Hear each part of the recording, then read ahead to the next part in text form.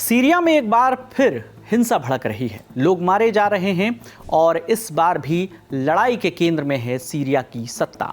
पिछले साल दिसंबर 2024 में बशर अल असद की सरकार चली गई थी। इसके बाद लगा था कि बरसों से चली आ रही सीरिया की जंग अब रुक जाएगी, लेकिन इस वाकये को पूरे हुए 4 महीने भी नहीं हुए थे और यहाँ हिंसा फिर से एक बार भड़क गई है। मीडिया रिपोर्ट्स के मुताबिक 2 दिन में ही इस हिंसा में करीब 300 लोग मारे जा चुके हैं। सीरिया में अब हिंसा क्यों हो रही है, इसके पीछे कौन लोग हैं, सब जानेंगे इस वीडियो में, लेकिन उससे पहले आपको इसका एक बैकग्राउंड बता देते हैं। दरअसल सीरिया में हिंसा का इतिहास करीब 2 दशक पुराना है। 2011 से यहाँ सिविल वॉर चल रही है।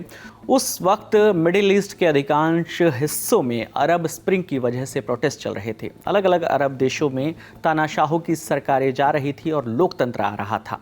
सीरिया में भी इस आंदोलन की चिंगारी पहुंची, लेकिन बशर अल असद ने इस प्रोटेस्ट को कुचल दिया। लोगों पर गोलियां चलवाई, विरोधियों को जेल में ठूस दिया। तब से असद सरकार और सीरिया के विद्रोही गुटों के बीच जंग चल रही थी। इस जंग में अल्पविराम लगा पिछले साल दिसंबर में। हयात तहरीर अल शाम यानी HTS की लीडरशिप में विद्रोही गुटों ने दमिश्क पर कब्जा कर लिया। एक अंतरिम सरकार बनाई। HTS के लीडर अहमद अल शरा ने खुद को अंतरिम राष्ट्रपति भी बना लिया। असद की सरकार गिर गई, सेना ने हथियार डाल दिए और बशर अल असद भागकर रूस चले गए।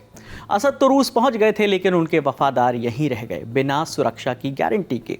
ये लोग असद की सरकार जाने के बाद चुप थे, लेकिन पिछले हफ्ते इन लोगों ने भी हथियार उठा लिए हैं और अहमद अल शरा की सरकार के खिलाफ विद्रोह शुरू कर दिया है। सीरिया की अंतरिम सरकार भी इन लोगों के खिलाफ जवाबी कार्रवाई कर रही है। असद के ज्यादातर वफादार अलावाइट कम्युनिटी से आते हैं। खुद बशर अल असद का परिवार भी इसी समुदाय से ताल्लुक रखता है। अलावाइट शिया इस्लाम को मानते हैं। सीरिया में ये अल्पसंख्यक की हैसियत रखते हैं, लेकिन इनकी आर्थिक तौर पर यह समुदाय काफ़ी संपन्न है। बड़े बड़े बिजनेस का संचालन यही समुदाय करता है। बहरहाल हम आपको हालिया हिंसा के बारे में भी बताते हैं। मीडिया रिपोर्ट्स के मुताबिक ये हिंसा 6 मार्च को शुरू हुई। लताकिया और टार्टुस इलाके में असद के वफादारों ने सीरिया की सेना पर हमला कर दिया। दोनों के बीच खूब लड़ाई हुई। लताकिया और टार्टुस ये सीरिया के 2 अहम पोर्ट सिटी हैं, माने बंदरगाह हैं शहर के, और ये शहर बिजनेस के लिहाज से काफ़ी अहमियत रखते हैं। जब से यहाँ लड़ाई शुरू हुई है, सीरिया का बिजनेस पूरी तरह से प्रभावित हुआ है। फिलहाल इन 2 शहरों में सरकार ने कर्फ्यू लगा दिया है। यूरोपियन यूनियन समेत मिडिल ईस्ट के कई मुल्कों ने सीरिया में हुई इस हिंसा की निंदा की है और जल्द से जल्द हालात सामान्य करने की बात कही है।